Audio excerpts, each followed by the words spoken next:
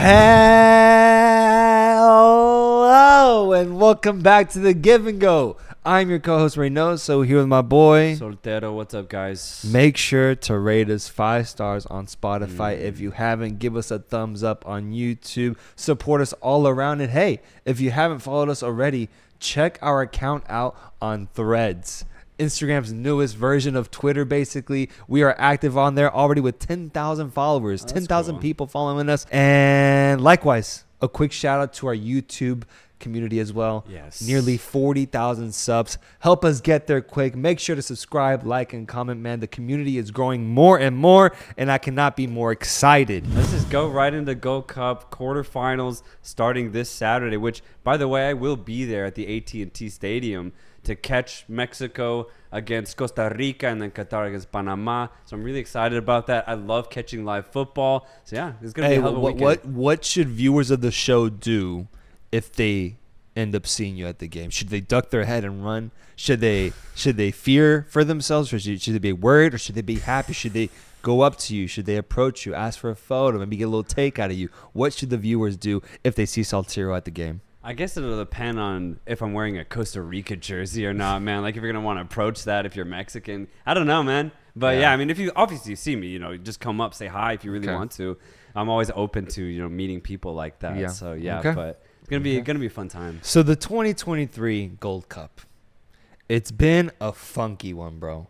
We've seen blowouts of the most maximum degree, 6-0, 5-0. We've had some crazy upsets, Qatar versus Mexico, but we've also seen small Caribbean sides take it to these bigger teams and actually win and compete in these matches.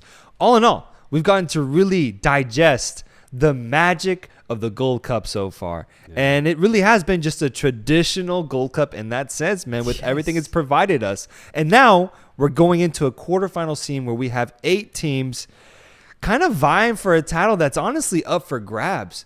Any one of these teams, if they really put their heads down and focus, I think has a shot at maybe getting to that final if things go right for them. Yeah, this Gold Cup has been so entertaining, as is every edition, in my opinion. I don't really care about the level of football that's played. There's always so many fun storylines that you could follow, some really good goals that have been scored, and just some awesome atmospheres. But before we get into the quarterfinal preview, I kind of just want to do a little group roundup. Just have some closing thoughts on some teams that either, actually advanced through or didn't make it through. There's been some crazy scorelines, man. But actually, at the end of the day, most of what we thought would happen ultimately ended up happening, even though, maybe game 1 and game 2 had some surprising results. But yeah, so I want to start with Group A, USA and Jamaica getting out of this group. But, bro, there's not much to say here because in that first match, when Trinidad Tobago beat St. Kitts 3-0, I was like, oh, God. Jamaica and USA are going to kill both of them. So I knew that this was just going to be a complete scrap of a group. USA and Jamaica were basically going to have 2 training matches and then 1 interesting match against each other. But I'm kind of pissed that they played each other first. Because, first tournament game jitters. Neither team is completely set yet. They're not flowing at full force. And I think we actually kind of saw that too. It ended up being a 1-1 draw. Ultimately, though, it's kind of tough to tell how truly good both the USA and Jamaica actually are. But just my overall thoughts, man. The USA have such a high confidence about the way that they play. And I mean that just whether it's A, B, or C team, there's an energy to this side when they put on that red, white, and blue that is unparalleled to any other USA squad that I've ever seen, bro. I mean, even this B/C team at this year's Gold Cup, dude, they look so good. They look so confident in what they do. They're incredibly offensive. And if it wasn't apparent before, it's so apparent now. The USA is deep, dude. Their depth is ridiculous.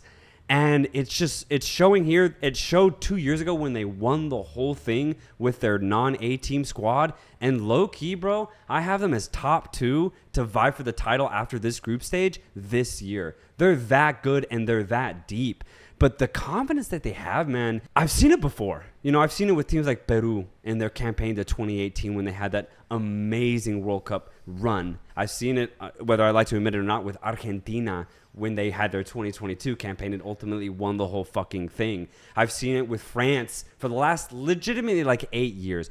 Every time a French player puts on the French jersey, they elevate themselves. They completely forget about their club situations, and they come together to play incredible international football.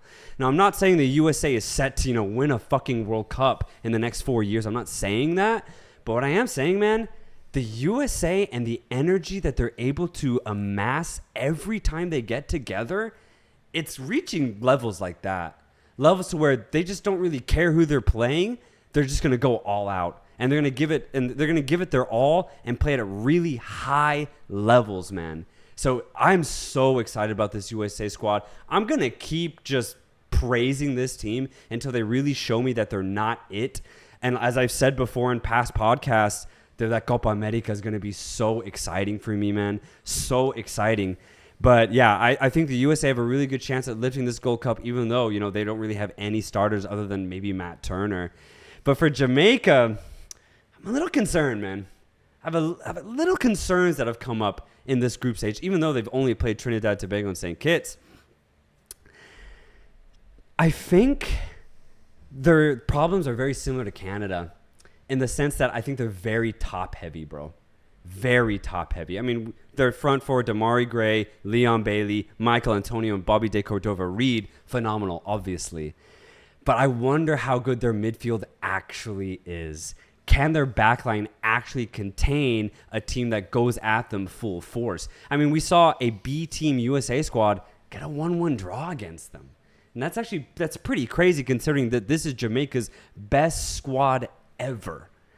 And it kind of concerns me, man, because we've seen what Canada have done and what their barriers are. So I wonder, can Jamaica actually possess the ball against a team that likes to have the ball themselves and is good enough to actually keep it from the Jamaicans? I don't know if Jamaica's midfield is actually going to be that good, but obviously we'll get to see that test maybe in the semifinal or if they make it to a finals appearance.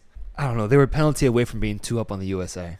I think that's the only counter I have in that sense where Leon Bailey buries that penalty shot and they probably see out that game and win it, ending up topping the group, and the overlook might be a little bit more positive in that sense, or might be masking the problem that you are proposing, which is a weaker midfield, which I do agree. It's not up to the level of top 3 in CONCACAF, and I wonder if they'll be able to achieve that level of quality all in all. But for what it takes right now to lift the Gold Cup, I do think I saw enough in the group stage to warrant them being contenders.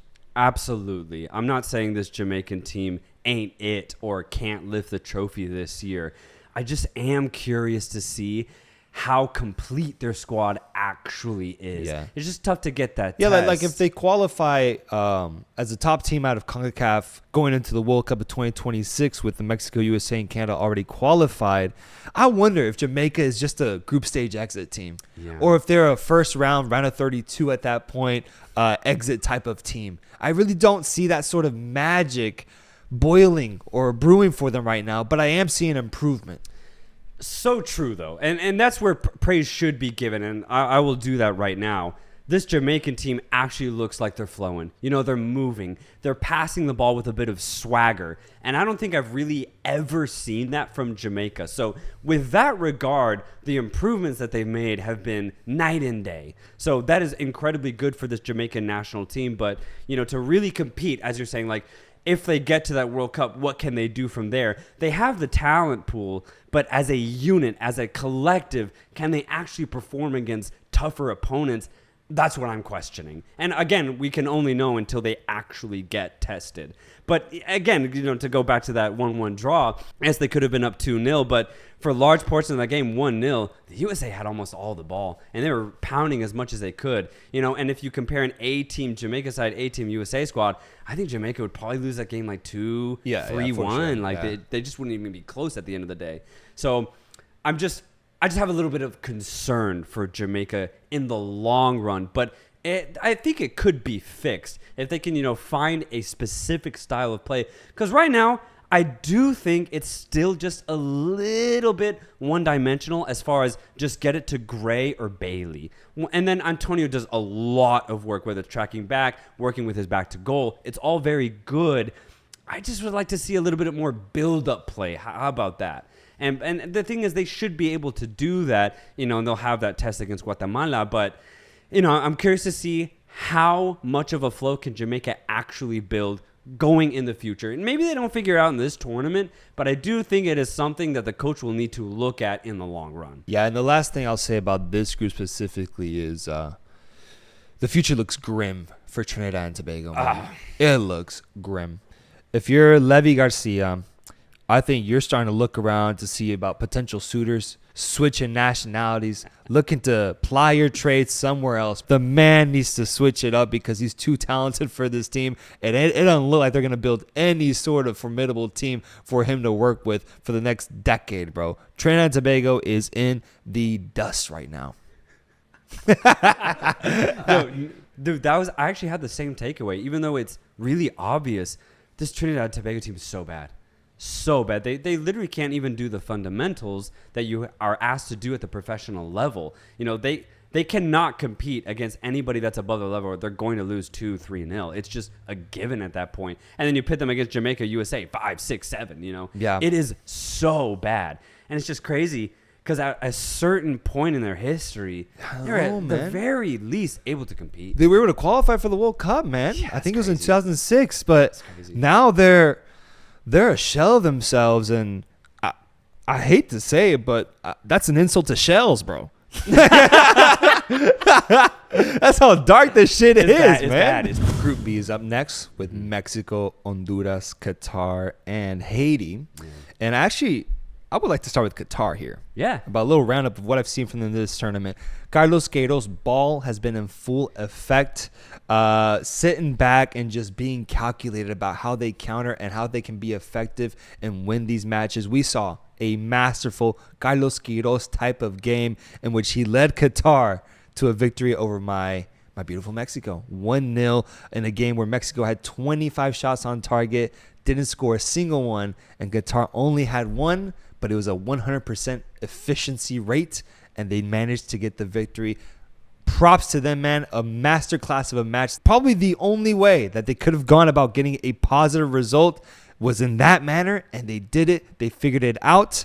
But I actually want to make a point about kind of what's at stake for Qatar in this tournament, because Qatar, at the end of the day, is an invitee. They were invited to this tournament. And when I noticed that, looking back on their Gold Cup history, because they were invited last time around as well, I was wondering, has an invited team ever won the Gold Cup? Because when you look at Copa America, no invited team has ever been able to lift La Copa America. I think the closest was Mexico getting like third place at one point.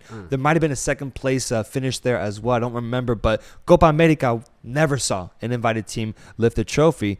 But Gold Cup, the exact same. And we've invited teams such as Brazil, bro. I think it was in 1996 and 1999, back-to-back years, Brazil was invited to this tournament and lost in the final to Mexico to get second place. So there's almost like a curse going around in the Americas of teams that are invited. Granted, they may not be bringing their best squads, but regardless, if you're invited, you're not winning a tournament. Yeah, here we have with Qatar trying to break that curse, being in the quarterfinals now of this tournament and going pretty far last time around, getting knocked out in the semifinals against the USA.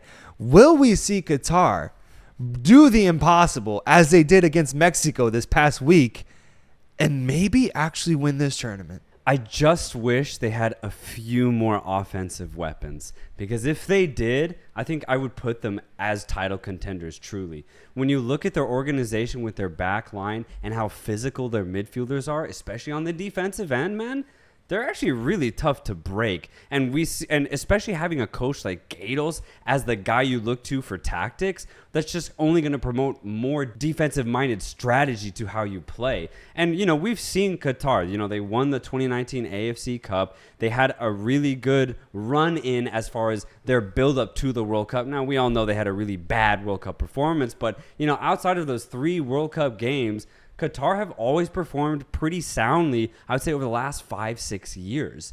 And so you consider all of that, they have a great foundation. They really do. Enough to be very competitive. They made the semifinals 2 years ago, losing to the USA. So I could see them making another semifinal appearance. I really could. Now, I think it'll be a little bit trickier this time around since they have to play Panama. But either way, this Qatar team is no pushover. You really got to focus when you play them, and you got to break them down. And then as we saw against Mexico, they can get pretty big in the box. They have the crossing ability, and they have the size presence in the box to actually hurt you. But, I just don't think they have a lot of creative type players or players that can take you one-on-one. So if you can kind of handle that and really grind against Qatar, I think they can be beaten, which is what I think will happen. I don't think Qatar is going to go to the final. I don't think they're going to lift it for that matter either, but they're not going to be easy. Qatar ain't going to be easy. Yeah, I agree. I'm very interested to see how their outlook in this tournament looks like. And on the flip side, Mexico. Yeah, dude. Mexico, man. Losing 1-0 to Qatar. I've heard a lot of different interpretations of what this loss meant to a lot of different pundits and people on the internet, fans as well. Okay. Some people want Jimmy's head already. A lot of people are saying that the Lamborghini had a little bit of a fender bender, right? Just something light. Got a little bump in the back, and that's it. I'm honestly in a place where, and I'll use this analogy. If a troubled student comes home with an F, are you that surprised, bro? You're not. Yeah. You're not. He might show moments of promise, but we still know what that kid has to go through every day. He doesn't have it, bro. The kid doesn't have it. It might be a dark-ass analogy, but the kid doesn't have it, man. And I think this just solidified what we already knew. I actually wasn't in shambles when I saw the results. I wasn't, I guess, frustrated at that point, even because we kind of already knew all this about Mexico, man. We knew that they had these flaws. We knew that they're capable of losing to a team of this quality because Mexico has been so infuriating to watch recently. We've seen it time and time again from Mexico for the past 4 years. When they don't know what to do, they just like to rinse and repeat whatever method is working best for them. And a team like Qatar that's formidable and able to just sit back and really take it all in, led by a genius in these type of situations, and Carlos Queiroz is going to get the 1-0 win, bro. So to me, Mexico just proved that they are at a very mediocre state right now, and this game just solidified it for me. Yes, dude, I had the exact same takeaway because I had no surprise when I saw the 1-0 result. I was like, oh, Qatar beat Mexico. That actually kind of checks out. It made complete sense to me, but it goes back to our original analysis right before the tournament and right after the Nations League final. It's not that Mexico don't have the coach. It's not that they don't have the tactics, bro. They don't have the players. It's that simple. Yeah. As dark as it is, that's all it is. That's it. There's really no other analysis to be had when it comes to the state of Mexican football because it's that simple, man. Now, granted, it can be nice to know that if Chucky Lozano was on the pitch, maybe you get a 1-1 draw, right? Yep. He can only do so much, but I do think he would be able to craft a chance or at least score a goal against a team like Qatar. I think that would actually change. And that's pretty much the only thing, though. I mean, I said it before the tournament as well. Jimenez isn't the solution. It's not because Jimenez can't score goals as he does in Europe, but it's because he doesn't have the right players around him. So whether you play Jimenez, Henry Martin, you're going to get the same result. I've just been repeating that shit for the last 4 weeks because people seem to think that it actually is a tactical solution that Mexico needs or that it is a player solution, but it really isn't, man. It really isn't. I remember, I think it was after the Nations League result when they lost to USA, I said that I kind of realized that even if the right coach put the right 11, if he picked the 11 that I wish that Mexico would start, that I still wouldn't see them winning a game because the talent just isn't there. It sucks, man, but I actually like the lineup that Jimmy put out for this game. I like that he started Oziel Herrera, Santi Jimenez, Julián Araujo, Arteaga. He actually gave a bunch of the young guys an opportunity to showcase themselves for the national team, and look at what happens, bro. And suddenly I'm wondering, damn, maybe we should have gone with Gallardo and Jorge Sanchez at the fullback positions. But it's just a repeating cycle of underwhelming results and underwhelming potential that I see in these young players, because at the end of the day, like you said, it comes down to the players. I am curious what the inclusions of Chucky Lozano, Tecatito Corona, and potential newly realized Mexican Julián Quiñones will do to the squad. Have you heard that news? Julián Quiñones is now naturalized? Yeah, he wants to naturalize himself to Mexico from Colombia. He says that the league has given him so much. He said that he's been very grateful for what Mexico has done for him as a country. And now that he just got that move over to America, it seems like he's fully on board with wearing that green national jersey and representing Mexico on the national stage. Okay, well, in that case, it does become a player solution. If you got Quiñones waiting in the bank, man, you cash him out. Yeah, man. Holy shit. He's our Balogun at that, in that sense. No, honestly, like, it would be that type of impact, because the difference between Quiñones versus Martin and Jimenez is he's a solo player. He doesn't need service. He does all the work himself. And that's something that Mexico doesn't really have in the front line, other than, obviously Lozano and Corona, but they're not here right now. Yeah. If you have that and then Quiñones up top, then I'll definitely rate this team a lot higher. Holy shit. The other takeaway I had after finishing this game, I was like, wow, look at these two federations, Mexico and Qatar.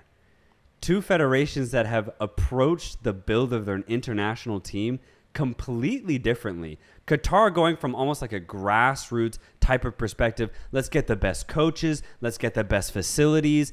And let's try to get some really good talent to come to our league.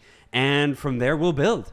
Let's get a Spanish coach in Felix Sanchez to, coach our youth teams, to coach the national team for 4, 5, 6 years and lead us to a World Cup hosting job.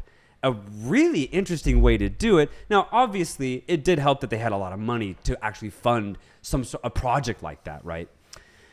You go over to Mexico, who a month ago actually praised Liga MX for being a product.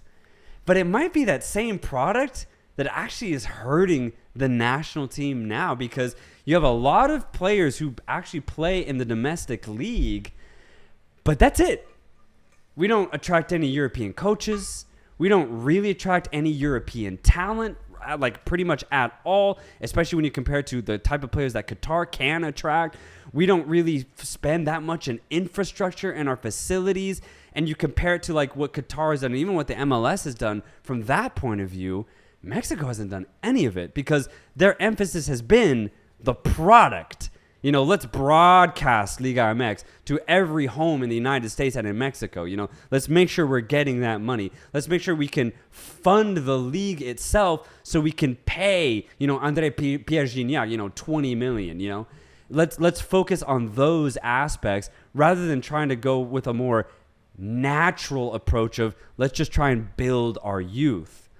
What's really interesting, though, is that both Mexico and Qatar, most of their players play in their domestic leagues. Actually, all of Qatar only play in Qatar. Outside, baby. Yeah, outside, exactly. Yet they beat them 1-0.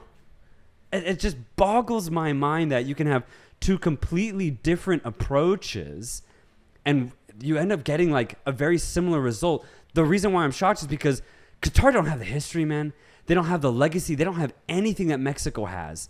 And yet Mexico's underperforming when you compare them to Qatar. Therefore, in my opinion, actually saying that there has to be an emphasis on youth. There has to be an emphasis on actually teaching the game right rather than maybe focusing on your league getting the best TV ratings. Yeah. And I think it really became apparent to me in that moment. I was like, oh, this is what people are upset about. This is why people are upset at the Mexican Federation for not putting the money in the right places. Because it's super apparent now. These Qatari players are learning the game right at such a young age. And it's showing because they're able to beat their Mexican counterparts. So it's just such an interesting juxtaposition when you compare these two federations because, one is actually going in the right direction, in my opinion, Qatar, and the other should be going in that same direction, but just isn't.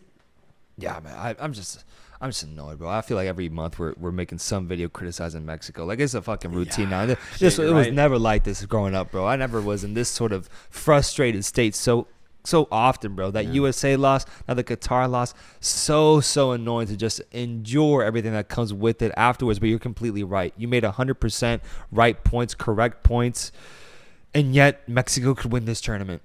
That's the thing. At the end of the day, I also, when you look at the result individually, it's a speed bump. They shouldn't have lost to Qatar, but they still ended up topping the group. Qatar needed that result way more than Mexico. And with that result, Qatar was able to qualify over Honduras. To round out the group, Haiti just not being able to stay consistent, right? And that was my biggest worry about Haiti going into this tournament. And for any other Caribbean nation is, can they maintain their consistency? Get an incredible come-from-behind result against Qatar to start the tournament, have a good 45 minutes against Mexico, then falter, and ultimately just don't have a good game against Honduras. They let Honduras basically get the front foot, and then from there, just Haiti aren't able to get the result that they needed to go through. And it's crazy because Qatar just basically snuck in, man. They completely snuck in. Honduras had such a bad start to the tournament that it was always going to be tough for them to qualify. But that's the thing. Haiti remained very inconsistent despite having such good talent. And Honduras still pretty bad. They just haven't really made any improvements. I'd say the only bright spot about Honduras this Gold Cup was their right back, Nunez. So active, man. Loves going forward and actually puts in some pretty good crosses as well. I'd say that's pretty much the only highlight. But they ended up getting a good result against Haiti. But Honduras have a lot of work to do just as a team. Yeah, they really could have used a favor from Mexico there to get them through, but ultimately it just didn't end up happening for them. And so Honduras is sent home alongside Haiti, who you got to feel a little bummed if you're Haitian to go out this way. To start off the tournament with a game-winning goal in additional time against Qatar, and then to end up just losing your last two games and not finding a way to even get a draw out of them has to hurt. Haiti's just going to have to look themselves in the mirror and be like, hey, let's get ourselves back up and try to compete at the next tournament. They do have good weapons. They have good talent. But I just felt like maybe this year was going to be the year for them to make it out of the group stage. And ultimately it didn't happen. Same, man. They were just so wasteful at times. In both the Mexico and Honduras matches, they had clear opportunities. They didn't put away any of them. Super frustrating. But yeah, that's my biggest thing about Haiti going forward is don't get too demoralized here. Keep your all's heads up because you know you have the talent. Stay together and try to qualify for this next World Cup because the opportunity is there. I honestly think it's more mental than anything else when it comes to this Haitian side. Group C, Panama, Costa Rica, Martinique, and El Salvador. Where shall we start with this one? Group C, baby. Costa Rica against Martinique. 10 goals, bro. 10, bro. 10. 6-4, 10 whole cheeseburgers, an entire feast, a meal. And what's crazy is that Costa Rica really needed this result going into this game as they were actually underneath Martinique. Martinique had it, bro. They genuinely had it. They were in the advantageous position to go through going into this game. And honestly, that first 45 minutes, they were moving that ball really well, man. Going one-on-one, Burner had a banger of a goal, a beautiful curling strike. But then Costa Rica ended up getting a really good goal off the bat. And then right before halftime, they got one of the weirdest goals I've ever seen. It just basically ricocheted in the box. But going into halftime, Martinique, they were able to go toe-to-toe with Costa Rica. And low-key, at times, Martinique had the better offensive plays. Like, let that sink in, bro. Like, Martinique has just as good an offense as Costa Rica. Like, I was so impressed with what Martinique were able to do with the ball. But as soon as that second half started, man, shambles from Martinique. Absolute shambles. I think they went on to concede like 4 straight. It was 5-1 at one point. Somehow they bagged 2 extra goals to make it 5-3. And then I don't even know how it ends 6-4. Yeah. Absolutely ridiculous second half. Literally made no sense. But at the end of the day, it's just really frustrating for Martinique and slightly concerning for Costa Rica considering they conceded 4 goals. Bro. I couldn't believe they scored 6, man. I ain't seen Costa Rica score more than like 3 goals in over a decade. And I had to check the history books to make sure that assessment was true. And it was, bro.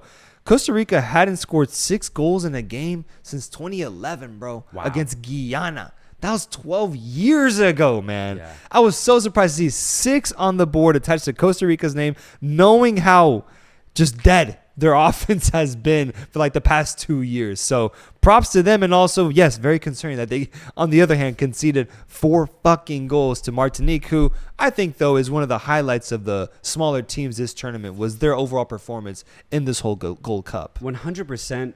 But looking at Martinique, man, I was so frustrated at the end of the 90 minutes because if their back line wasn't lazy, they would be going to the quarterfinals. And they would be playing Mexico. Wow. And I would have loved to see that spectacle because, again, I truly do think Martinique's offensive line is better than Costa Rica's. Yeah. And that would have been fun to see against Mexico, man. They gave them 4, bro, and they're like, please help us. Just concede 3. Exactly. Like, concede 3. Exactly. And they doubled that, bro. Yeah. They said, I can get you 6. I can get you 6, but I can't do 3, bro. We're going to need to score 6 or 7. That's all we can do. Fuck, man. It was Jesus Christ. so frustrating because when you look at these plays, there were so many moments where it was either the fullback or one of the center backs, but literally just did not track back. Jesus. Literally would just let a Costa Rican run by him. He would look back and he'd notice, oh shit, that's an actual opportunity, and then Costa Rica would end up scoring. Yeah. They got babied a couple times in the box. That didn't help either.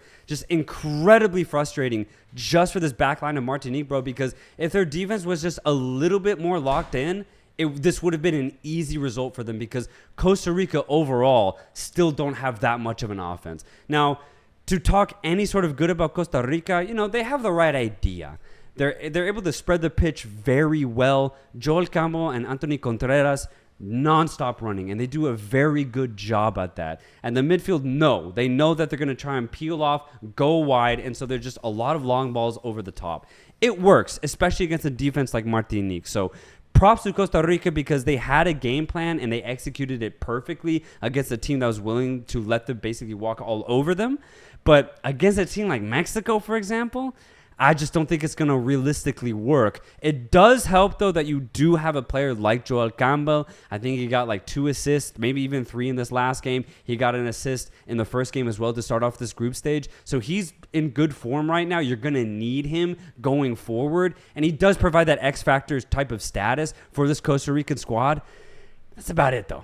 That's the thing. I think the selling point for Costa Rica has always been their system, their culture. They're like the San Antonio Spurs of CONCACAF. They're able to just get involved, be feisty, match the level of their opponents, and at least give themselves a shot at competing with the system that they have always had in place. And they're going to have a chance to do it against Mexico, who do have their flaws and do provide a chance for their opponent to expose them if things are approached correctly. Ultimately, I don't see them beating Mexico in this quarterfinal matchup because I do see this as just the signifier for the end of this Costa Rica era. This is the tail end of it. We're already in the dark ages now, and it's transitioning into a new era, hopefully one that will be filled with positivity and a lot of victories. But right now, this Costa Rican side that we're seeing is a team that's just on its last leg. One team that I am really excited about that has performed exactly how I've wanted them to, Panama, man. Topping their group, but getting the job done with 6 points after their first 2 matches. Yeah. And that is exactly what I asked them to do. It's what I ordered, and they delivered full-fledged, bro. So seeing them play and seeing them perform with the consistency that I've asked of them has been so pleasant and satisfying to watch because my only concern with Panama going forward from here until 2026 is that mentality, is the consistency because, bro, is the talent here for this squad. Yes. We've seen it before in the run-up to 2022, but their biggest qualm was consistency. But finally, man, actually seeing them kind of go off to start this group stage, I don't think I've actually really seen that from Panama. They've really taken initiative here at this Gold Cup. They got a feisty draw against El Salvador, which, at the end of the day, would have liked to see them get all 9 points, which would have been insane. But still, I'm very happy with a 7-point finish in this group.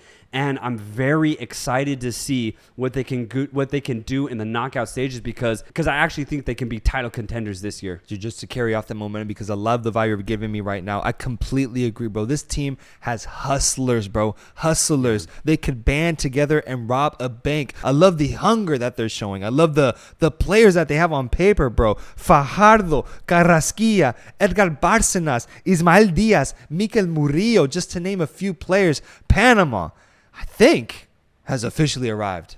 I think so, truly, because in the past, it's always been, can Panama build up to what we think they can be? I think they've arrived at that destination. Now I want to see them make a deep run, bro. A semifinals appearance, no less. They need to beat Qatar in this quarterfinal. And when they get to the semifinal, I want it to be tight. I want them to go toe-to-toe with whoever they face, almost going as far as to winning the whole fucking thing and getting to that final, because I think they actually can do it. And it's crazy because I've never been able to say that about Panama. I've always considered Panama as a feisty side, a team that can compete with Mexico or the USA or Costa Rica at the time, but a team that I always knew that would have to really struggle and grind against those type of teams. But in this scenario, in this tournament, 2023, I think Panama can pretty much take any team here. I completely agree. Give me a Panama Jamaica final, man. And I'd be a happy man. I really would be at this point. No, but one big thing to finish that has really stuck out to me about this Panamanian side, specifically at this 2023 Gold Cup, has been how happy they look out on the pitch, man. Yeah. They truly look like they're enjoying every single pass, every fight for the ball. And when they score, man, there's so much joy and excitement in their faces. The collectiveness that they have is exactly what I think they need to drive themselves to qualify for a World Cup and to try and go as deep as they can in this tournament. It's something that I honestly really haven't seen, maybe other than their 2018 World Cup qualification run. But even then, there were so many shaky moments with that Panamanian side. I think this team is better than that 2018 team, and I think they have a really good chance to prove it. Yeah, that 2018 team, they needed a miracle, right, to qualify at the very end. And I'm happy that they were able to pull it off, and it was a magical thing. But if this team was present in that age and during that qualifying cycle, I don't think they'd be in that type of situation. They'd be one of the top teams in CONCACAF, man, because they have this fluidity to them, man. Yeah. The way that they've been playing recently is very fun, very captivating to watch. And I agree with everything you said, man. Best team in this group and one of the teams to watch in the quarterfinals. Yeah, and as we rise Panama to the top, we now have to bury El Salvador. Yeah, in the dirt. In the fucking dirt, dude. As they exit this group stage after, I would say, a good 4 years. I'm going to give it maybe 3. 3, bro. I'll give them a good they had a really good 3 years. I would say, yeah, you're right, 3 years. Starting in 2020, pretty much right around the pandemic when the World Cup qualification cycle started. And then they had a really good 2021 Gold Cup. And I think it ends here with the 2023 Gold Cup. Yeah. It's just going to be really tough for El Salvador to continue growing when their talent pool isn't. And, yeah, again, they had a really good 3-year run. They had moments in this tournament, but it was just moments. Was that run even something you could be proud of as an El Salvadorian? I'm going to say yes, because they were able to be a part of that octagonal for the 2022 World Cup qualification. Like, that's dope.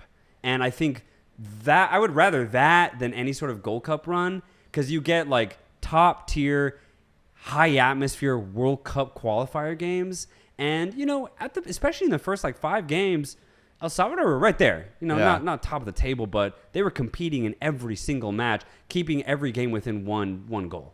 Yeah. And I was really hyped at that time because El Salvador were matching what I thought they could be. But now, unfortunately, they're just going in the other direction. But again, I don't really think it's anybody's fault. It's just, as I said before, the type of style that they play just isn't good in the long run. You need more emphasis on technique and tactics rather than just physicality and aggression. I'll use this to transition into Group D. Yeah.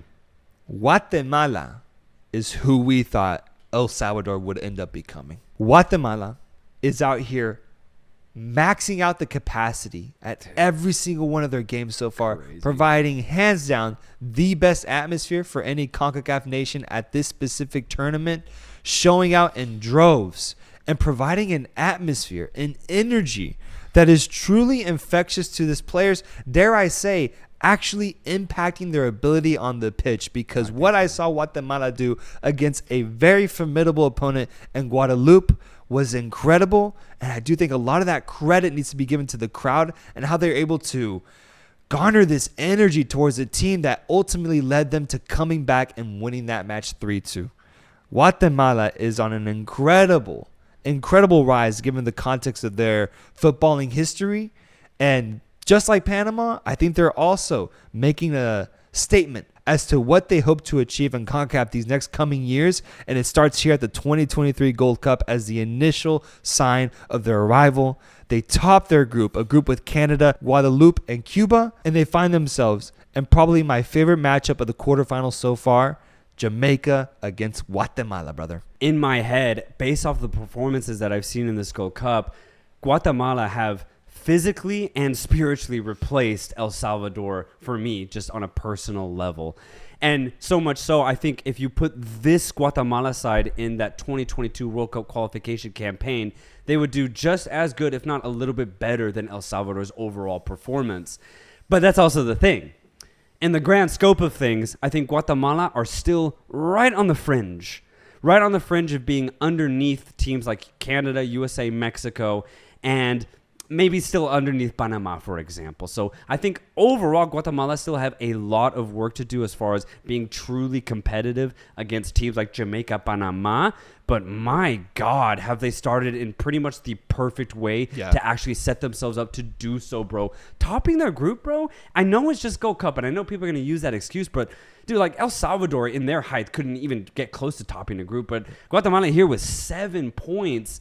I'm incredibly impressed, bro. But to talk about this game specifically, man, I encourage everybody, go watch that Guadeloupe game, Guatemala, Guadeloupe. Holy shit. This game was fucking crazy. And it had everything, dude. It had everything. The passion, the drama, the late goals, some refereeing decisions that were a little shaky, some crazy shit happening to the fans, tears, blood, sweat. And there was an atmosphere, an energy, a vibe that was in that stadium, man, that like people got drunk off of.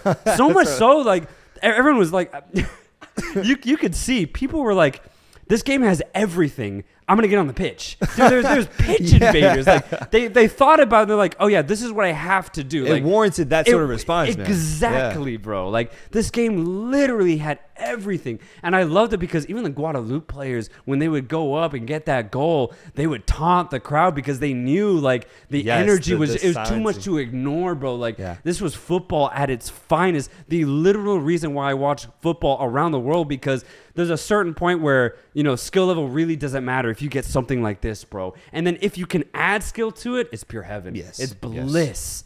And this game was so entertaining to watch, literally from the minute that it started all the way to the end. One of the best games I've seen in a while, honestly. And for me, the best game at the Gold Cup so far. Easily. But, dude, going into it, man, I was actually going for Guadeloupe. Yeah. I was, because, like, dude, their game against Cuba, bro, they scored 4 goals, and somehow they managed to outdo the previous goal that they scored. Dude, that fucking ending with that pirouette fucking I don't even know how to describe that one, man. Like where he fizzles his way into the box, then pulls off a fucking 360 spin, and then a quick finish, slides it past the keeper. It was disgusting. Disgusting. Dude, disgusting. And I just like the way that Guadeloupe were playing. They got that incredible draw against Canada to start the group. So I was like, okay, actually, you know what? I said Guatemala were going to get out of this group, but going into this game, I was like, fuck it, I'm all in on Guadeloupe. Yeah. And they started the game, actually, I thought, excellently. They had full control of the midfield. Guatemala actually looked a little bit shaky and out of ideas. And on the front foot, bro, Faiton, Ambrose, and Gravilon just dictating the pace and the offensive space for this Guadeloupe team against Guatemala. It was fascinating to watch, bro. Absolutely fascinating. But there was a moment in the second half.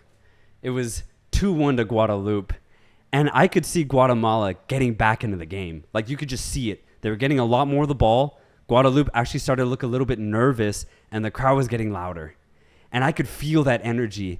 And there was a moment, I don't know when, but there was a moment when I looked up to the sky and I prayed to the soccer gods, and I said, culturally, Guatemala need to win this game. Like, for the good of the next 4 years of Guatemala's footballing culture and history, they have to win this game. Yeah, it actually became a very important moment for them. It did. Yeah. It really did, because when you're Guatemala and you're on the rise and you've been working to this for the last 3 years and you have the crowd behind you, you can't lose this game. You can't. If you want to build off of something truly, this is why you play the Gold Cup. You know, it's not to win it necessarily. It's for moments like this to prove to yourself, to your coaching staff, to your teammates, and to the crowd above that you can actually win, that you can actually do it, that it's not just, you're not just there to fuck around and like, oh, let's hope we can actually get a result here. They were down 2-1, and with about 20 minutes remaining, a beautiful through ball to Mendez Line with a brilliantly timed run breaks the Guadeloupe defense, slip pass into Rubio Rubin. It's 2-2. It looked too easy. It was that one looked too easy. It looked so easy, man. And then at that point, I was like, this might actually fucking happen. Let's go. Let's fucking go. They end up getting that screamer to make it 3-2, and then a fucking penalty for Guadeloupe. Yeah. And I was like, I couldn't believe it, bro. I could not believe it. Yeah. I think we all know what happened after. Those are the same guys that were fucking dictating that Chivas Tigres match, bro. The same fucking ones, man. The same one. Like, this is fucking cruel. There's no need for this. There's no need for this shit, and yet here we are with a chance for Guadeloupe to tie this fucking game and just rip the soul out of these fans. Yeah, and what's even crazier is that Phaeton, my boy, the guy that I would put all of my eggs in one basket for, steps up to the plate to hit the penalty. And I was like, oh, he's got it. And he's been so cold this entire tournament. Low-key might catch some of his lower division games back in Europe when he goes back, because this guy's really talented on the ball, an incredible offensive player. And when he steps up, I'm just like, Hagen, man, let's see if we can do something here. But I honestly had no hope. But Nico Hagen, Guatemalan savior at this point, comes up big with a good save. Not the best taken penalty, but still nonetheless a very good save. And ecstasy. Pure ecstasy. Guatemala maintain their 3-2 lead and end up qualifying for the knockout stages and the opportunity to play Jamaica. Yes. But my God, it could not have been in a more dramatic fashion. Yeah, they really pushed the limits of theatrics there, man. Yes. Really just fucking getting everything happening in this match and forcing these Guatemala fans who were DMing me on Instagram just in fucking ecstasy, like you said, on a fucking high off this game. The game itself was incredible from an objective point of view, but as an experience, as a person supporting the teams that you're watching, must have lost your mind just processing everything that happened. Almost felt like a World Cup game at one point, dude. Dude, it really did. Such a joy to watch. And Gold Cup, man. Gold Cup at its finest. Yeah, that's Gold Cup product right there, baby. Yeah. And then I guess joining them, we have Canada. You know, Canada, after their first game against Guadeloupe, we kind of said, you know, it's a little bit frustrating to watch this team play because they have so much to give, but they never necessarily execute it the way that we want them to. And I think that's pretty much how this group stage has gone. They got the results that they were supposed to get against Cuba, for example. They were held to another draw against Guatemala. But yeah, I mean, Canada have been good. Nothing more than that, though. And they'll be able to compete. I don't really see them as true title contenders, maybe as I did at the beginning of this tournament. But they'll be there. You know, they'll be tough to beat. They'll be tough to break down. And they'll provide a different style of football than a lot of these Central American and Caribbean teams are providing. So that could also be tricky for, you know, a team like Mexico if they ever face them. I'm not sure if I'm on the same bracket, but they'll be tricky to play against for sure. But, you know, you won't have to worry necessarily about their offense either. So they're going to be an interesting team for sure going on for the rest of the tournament. But I just see them as good, as a solid team. And I think it just really shows you how deep the USA is. That was going to be my take, goddammit. And how not deep Canada is. Because on paper, it can look similar. But when you actually see them play, when you see the chemistry that the USA versus Canada B teams have, it's night and day which team is so much deeper. Yeah, no, it's crazy. I've been so unimpressed by Canada this campaign. Yeah. I really have, man. 2 ties against Guadeloupe and Guatemala, and then 1 victory against Cuba, who they should have beaten. Right. But then it's just concerning because, yes, they do have a lot of their backups, but most of their backline are still A-team players. They have sprinklings of A-team players on this squad, and they're not showcasing a version of themselves that I'm ultimately happy with. And that was going to be my point too, that when you look at the depth that Canada has to offer versus the USA, it's night and day. I think even Mexico might have more depth than Canada at this point. Low-key. But Canada's A team is just so much stronger in that sense than Mexico's. Regardless, they'll be a good team, a formidable team to face in the quarterfinals, but they are set to face off against the USA, which I ultimately have defeating them in that match. Cuba? I don't really I mean, you could just say, I mean. I'll say a sentence on Cuba, bro. I'll get a sentence in on Cuba, bro. I got Cuba goes out this tournament, and I'm like a disappointed father with this country, man, because I gave them way too much credit prior to this tournament starting, going as far as saying that they would make it out of this group alongside Canada. And for that reason, I don't even want to make this about Cuba. I need to make this about Guatemala. I need to issue a formal apology to Guatemalans because I predicted that they would have a failure of a Gold Cup, mirroring what happened for them at the U20 World Cup, and the complete opposite has happened. If the U20 World Cup was a failure, this has been a complete success, and they're now setting themselves up for what could be an insane knockout stage run if things go right for them. So, Guatemalans, my Guatemaltecos, I wore your jersey, and I said some negative things about your team. I am sorry. I am sorry. What culturally Guatemalan thing can I do to forgive myself? Is there anything? The Moroccans made me wear Moroccan oil on my head. The fuck? What's Guatemalan at its essence? Yeah, I want to hear it. Let us know, Guatemalans. What should Reynoso do as an apology? And, just so I don't get slept on, I did have Guatemala getting out of this group, just to put that out there. Yeah, we did. We had different teams there going in second place. Group C, we both had Panama and Costa Rica. I think, do we have different orders? I don't think so. Mexico and Qatar making it out. Yeah, I got Mexico obviously right, but I got Qatar wrong. That's one I'm upset about because when I was thinking about it, I was like, Qatar are very competitive, but I just thought Haiti would figure it out this tournament. I really did. And I was wrong. Yeah, I had Honduras, and they would have made it through if Mexico would have just played better. And then lastly, USA, Jamaica. No, I had USA topping the group. USA top. I had Jamaica topping it actually, but I still get both of them in a way. Yeah. So let's quickly summarize the 4 matchups that we have for the quarterfinals and who we see winning these games. The first one I want to start off with is the headliner of quarterfinals so far. It's Guatemala against Jamaica, baby. A matchup that I will argue is the only one that will be featuring both teams' A teams. Both squads at full throttle, providing just an incredible atmosphere. And my question to you is this. Jamaica, I think on paper, is the better team. Yeah. They have the higher quality of players that play overseas in Europe, whereas Guatemala doesn't really have the names to match that, but they have a team effort, a team essence behind them. The disparity and level of talent is clear. But will Guatemala be able to level that out by having their fucking fans in full force there?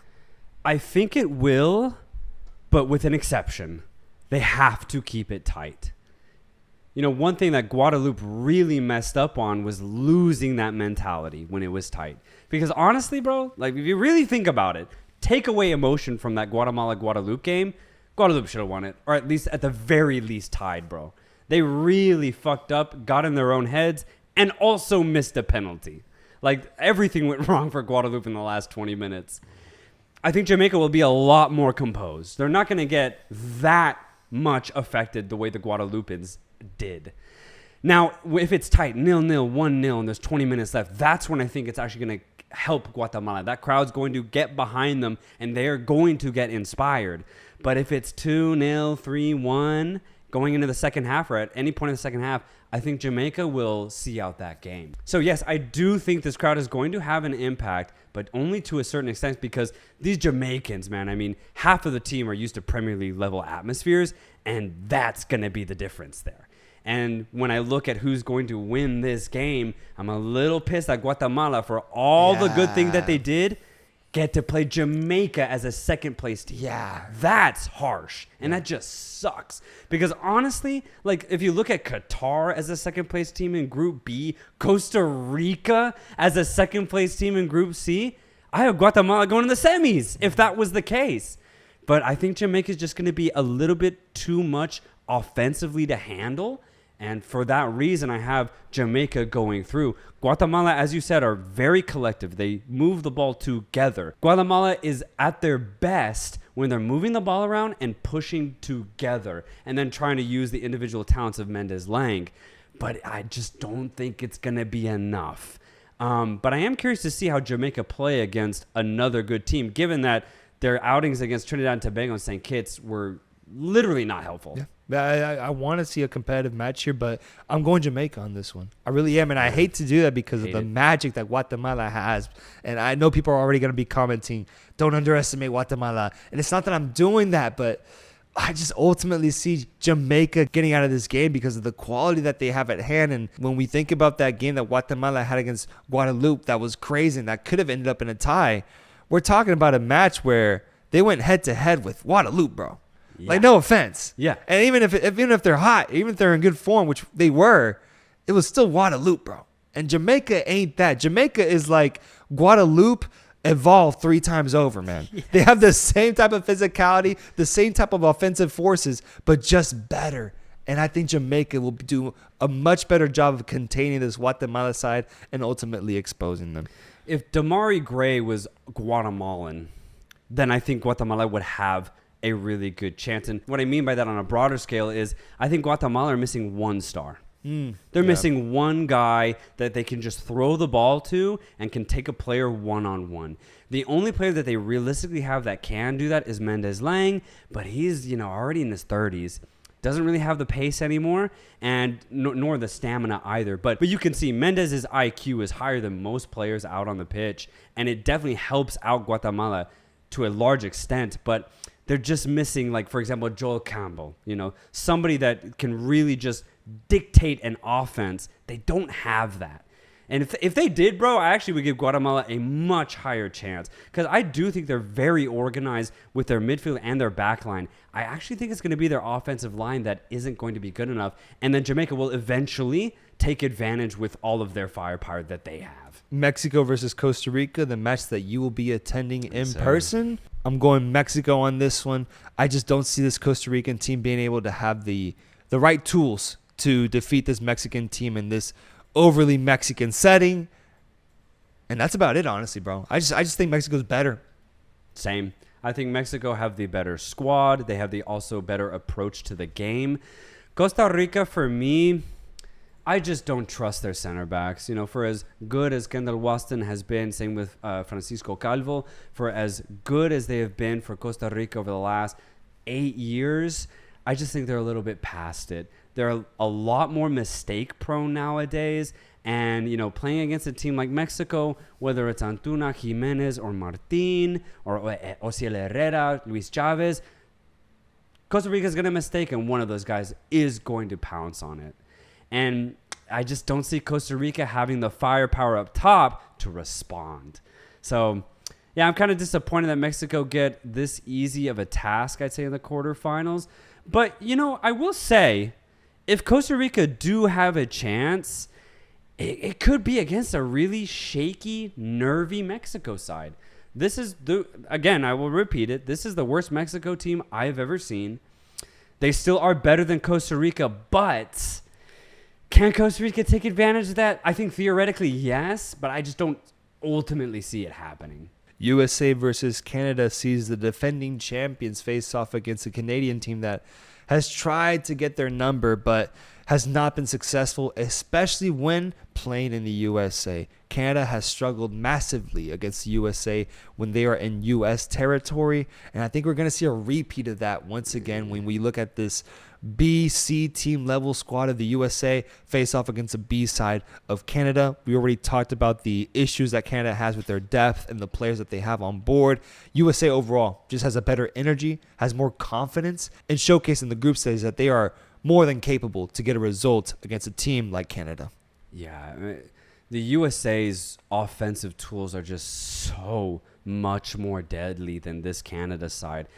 Jesus Ferreira, man, has had an incredible group stage. Unfortunately, it also has included Trinidad Tobago and St. Kitts and Nevis as their opponents, but Ferreira has been on fire this group stage, but also just in the MLS in general. He actually has improved from his last 2 years just as a professional footballer. He seems quicker on the ball. He seems faster with his decision making, and he actually does seem a little bit more clinical. So we're actually seeing Ferreira literally improve right in front of our eyes, and I think it's just a brilliant thing to see. Mihailovic, AZ Alkmaar's own product, pulling the strings from a midfield perspective, and then right beside him, you have Gianluca Buzio, who can add a little bit of flair and craft to his passing abilities as well. And then you still have players like Cade Cowell just running up and down that flank, being a constant menace to any opponent's back line. So the USA have so many offensive weapons, in my opinion. They're the better team overall. This Canada side has just been lackluster this tournament. This is USA's all day. And then finally, the last matchup of the quarterfinals, Panama versus Qatar. I think Qatar is at a disadvantage here, facing off against a team that is on fire, in great form in Panama, that has great players all around, but they themselves, Qatar, will be struggling to field their best team because of the disciplinary issues that they are facing, having given their bodies, having given their lives to get a victory against Mexico. And I think ultimately that's going to define the result of this game. Panama is just too good in form, and I want to see them continue the form that they had in the group stage and carry that into the semifinal to hopefully do something special in this tournament. We're seeing a new age of Panama, and I think it starts with the victory against Qatar in the quarterfinals. Yes, dude, 100%. Panama is hot right now. The only thing they need to do is play the exact same way that they've approached their group stage games, and they will get a result against Qatar and see themselves in the semifinals. You already said Qatar is going to be severely handicapped. They're not even going to have their top B team lineup. And even then, I just don't see Qatar having the offensive weapons to actually hurt Panama as much as Panama will hurt Qatar. So I'm curious to see how well Panama do. All I can ask is that they just go all out, get a couple goals, and go into the semifinals feeling really, really good. Because if we see that happen, man, I think Panama definitely could have a very, very special run here. Damn, so we got the same predictions. Oh, shit. Yeah, we got the same ones. Yeah. So I think that makes sense, though, when you look at it realistically. Okay. Though. So that means that we have a Panama-USA semifinal and a Mexico-Jamaica semifinal. Ooh, okay. That's fun. That's fun, that's man. Fun. That's really good. Ooh-wee. Damn. Ooh-wee. Real quick, let's just predict this semifinal. See, let's predict the rest of the turn real quick to just see where we're at right now as to who ends up winning it. Jamaica, Mexico, brother, that one's tough. I say Mexico gets through on some corrupt shit. I think some corrupt shit is going to happen in that semifinal. Jamaica might look like the better team. It'll be really tight. Mexico gets through. They go to the final. USA, Panama, oh, God. I think USA finds a way to win it. I have a USA-Mexico final regardless. Despite how much I wanted a Panama-Jamaica final, I think a USA-Mexico final is in the books for this Gold Cup tournament, and I think it ends with the USA winning it. Okay, yeah. I have Jamaica beating Mexico, going to the final. I think Jamaica will take advantage of this kind of depressed Mexico side, and things will only just get a little bit more worse for the Mexican Federation just in general. But, just football-wise, I think Jamaica have the tools to actually beat Mexico. You go over to Panama, USA. I wish Panama was playing Jamaica. Or I wish Panama was playing Mexico. Yeah. That'd be much better. That'd be a dope game. Only because I have the USA as the best team at this tournament. And I have the USA beating Panama because of that. I think Panama, unfortunately, are just playing the best team in that semifinal stage if they get there. And it'll be tough for them, especially like in the USA, when the USA is flying high with the crowd. The crowd will 100% be behind the USA. That's a really tough atmosphere to play. But I think they'll give us a good game. I have USA in the final, in this case against Jamaica. I think it'll be a fun game. It'll be a tight game, but I have the USA lifting it just as you do. Let us know in the comments. Who do you see winning this tournament? What are your quarterfinal predictions? Who is going to end up lifting the prestigious Gold Cup? See you guys next time. Stay safe. Peace.